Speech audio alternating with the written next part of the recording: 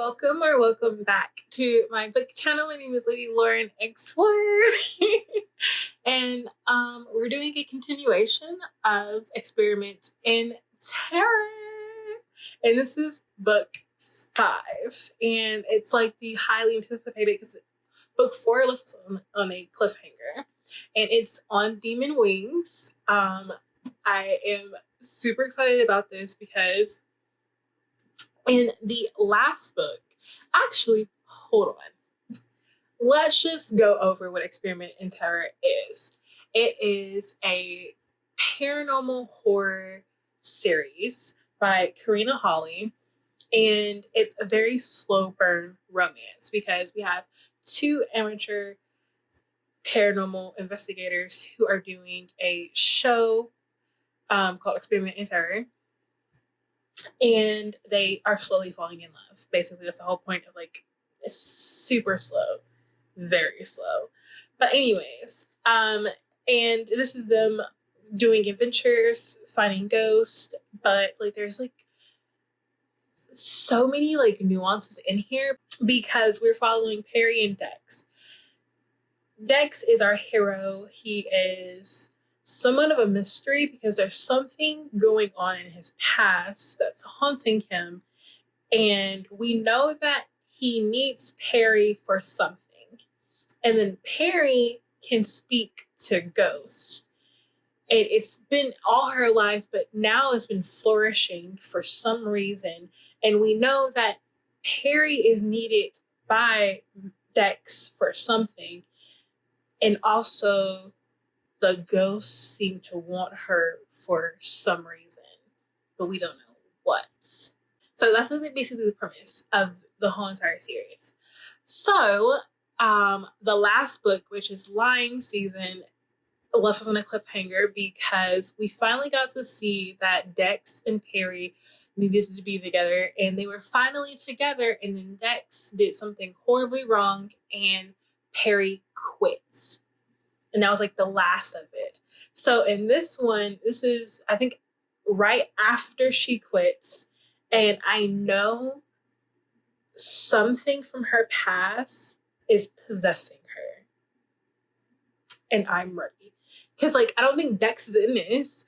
I do know that, like, Max from Red Fox is in it. And I was like, oh, I wish Max would come back. And now he's back. So we'll see what's going on. But I am ready to see what's possessing her and all that kind of stuff. So let's just jump into the reading vlog. Yay! Okay, so I'm doing this super quick on my iPad because this is getting crazy. First of all, Perry was pregnant. She had a miscarriage, so that's a trigger warning right there. And we all know who the father was, Dex.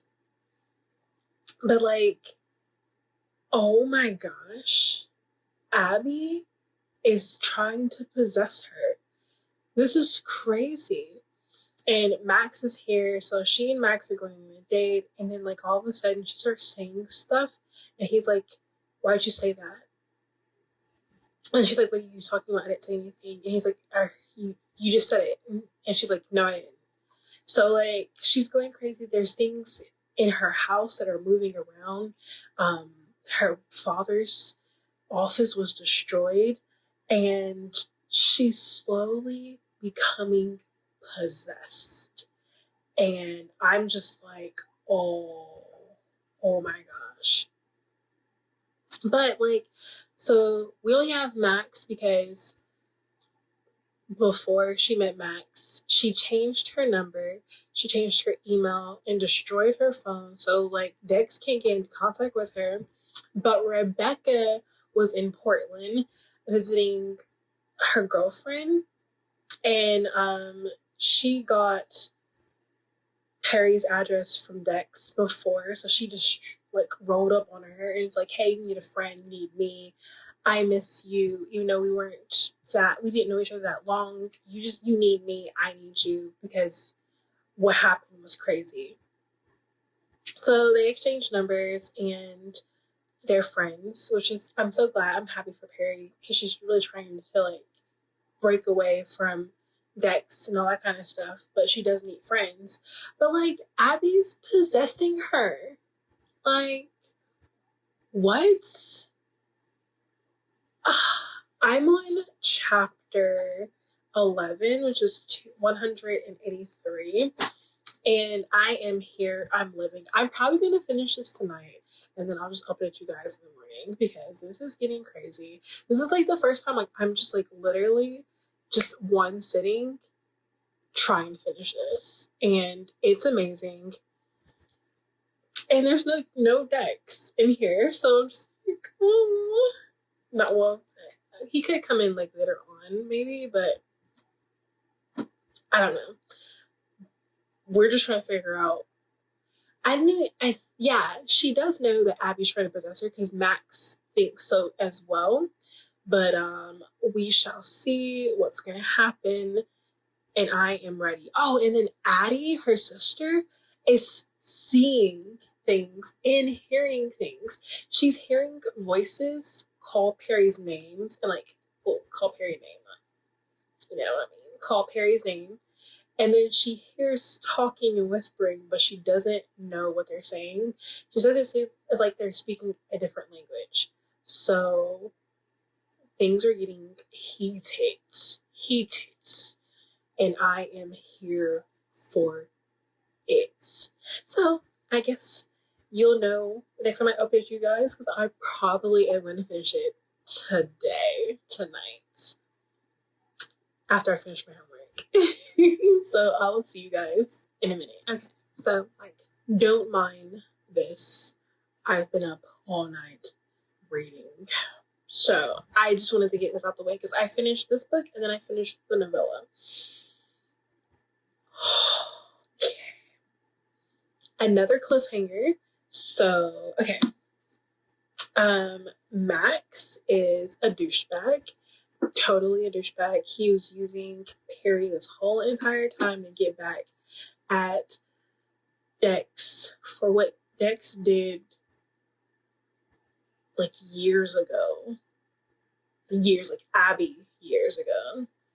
And so basically Max like got her parents, Perry's parents, to try to get her committed. And so Addie was like, oh no, we're not doing this. So she calls in Dex. And Dex shows up like in charge. He's like, what's going on? And then like he realizes she's being possessed.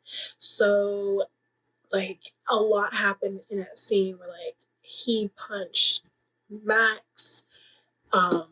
Perry's parents got involved. It was a lot. I was just eating it up, man. It's crazy. But that's beside the point. So Dex knows what to do. He's like, I'm going to have to get her out of here and get her somewhere where we can get this demon possession thing out of the way. And the demon tried to Dex. Like he was about to like unhook her, and the demon was like, "Hey, you shouldn't do that. And he like just it was, oh my gosh, this is crazy. Oh, but I think I'm sleep deprived right now. I have class in the morning too. But okay, so he breaks back into Perry's house and he's like, hey, you need to trust me. And she's like, I don't know if I can trust you. And he's like, just please trust me. And she's like, okay, but you're gonna have to like tie me back up, because if you don't tie me back up, I will get you. And he's like, I don't want to, but yes, I will. So then Addie comes and gets involved, and she's like, what are you doing? Why are you here? And he's like, you need to trust me. I know how to get rid of this demon possession. And she's like, okay, well, I'm coming with you. And so they go, and I had a surprise. Rudy was there. He's a shaman, and there's a guy named Roman there. And they were trying to get this demon possession out of Perry. And they do, obviously. So they get it out, and we find out that, like, the creepy con lady is Perry's own grandmother. So we also are finding out that, like, Perry's parents committed her grandmother because her grandmother is just like Perry. Her grandmother can see ghosts, talk to ghosts, and so Perry's mother had her committed, and then she died. And so now Perry's mother is seeing the same things that she saw in her mother, and is about to commit her own daughter to the same stuff. And we all know, like, her grandmother was like, your parents are the enemy. And they are. But, like, okay, so that was crazy. Oh, and then Dex had a brother. So much happened in this. And it keeps going because, like, we get back to the point where, like, she's not possessed anymore, and she's like, "Hey, Addie, we need to have our parents act like none of this happened. Let's not talk about, like, me being possessed or anything. Let's just say we went to the shaman, they broke my fever, and now I'm okay." So they get back, and the police are after them because, like, Perry's parents said that Dex kidnapped the girls, kind of did. And since that Perry isn't in the sound mind, she isn't allowed to make decisions for herself. And also, like, the cliffhanger was, like, them taking Perry away and her screaming for Dex. It was just heartbreaking. Heartbreaking. Oh my gosh. Okay. So, like, that's it. Okay, so then we have the Dex-Files, which is 5.7 for the novella. So this actually, again, it's how it says, the Dex-Files. But all of it's just Dex. So it's his point of view, like, bits and pieces from before we started the whole experiment in terror to on Demon Wings. So we get, like, the POV, and I was just like, oh my gosh. So, like, all of the times that Perry was just like, he's being awkward with me, or maybe, you know, I'm just like, I'm not understanding, like, how why he's being so cold and stuff like that. Sorry, it's my dog. Dex is just, like, in his feelings for her. He is, like, he likes her. Like, he thinks she's attractive body-wise. Then he actually starts, like, getting to want to be with her, but he has a girlfriend. And then, like, we see the other side. We see Jen in a different, like, I didn't like Jen anyway, but, like, we see her in her habitat of being a bee. Then we see the point where, like, he's finally at the point of, like, them being together in lying season, and he just self-destructs it. And then he's like, oh my gosh, I thought that, like, we would talk about this. Like, I know she would be mad, but we would talk about this. But then she just left. Then he gets to the point, like, before Addie calls, and he comes running. I like the point of view, because I was just like, oh my gosh, like, he loves her. He loves her. Okay, so yeah, this was just me, like, speed reading this, because I was just, like, sucked into it. It was so good. I'm giving it a 4, again, because, I'm giving both of them a 4. On Demon Wings and then the Dex-Files. Mainly because, even though I loved his point of view, I still wanted to the point where, like, they're together. There was steam in both of these, again, because, like, she has sex with she has sex with Max because of the revenge, but technically it wasn't, like, her, really, because, like, the possession thing was, like, with them both, and they were both doing it, you know? And then in the Dex-Files, we see the scene where, like, they do have sex, but also we have Jen and him having sex, and then we find out, like, that once he thought about Perry, he had the best orgasm in his life. That tells you something. That should tell you something. Anyways, okay, so yeah, a lot happened and it was amazing. But yeah, they're both 4 stars for me, and I will see you guys with the next book, which would be Into the Hollow. Yeah, Into the Hollow. And I cannot wait to start that one. Oh my gosh.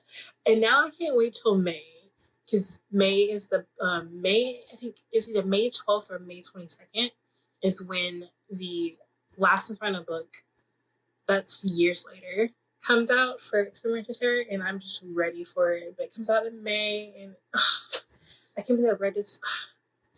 I'm just, it's okay, Lauren. It's okay.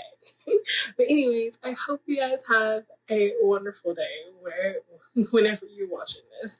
Again, sorry about this. I had to get this out, and I'm running on fumes. But I will see you guys in my next video. Please, like and subscribe. And again, the series coming at you with another one next week or the next 2 weeks. Oh my gosh. But anyways, I will see you guys. Bye.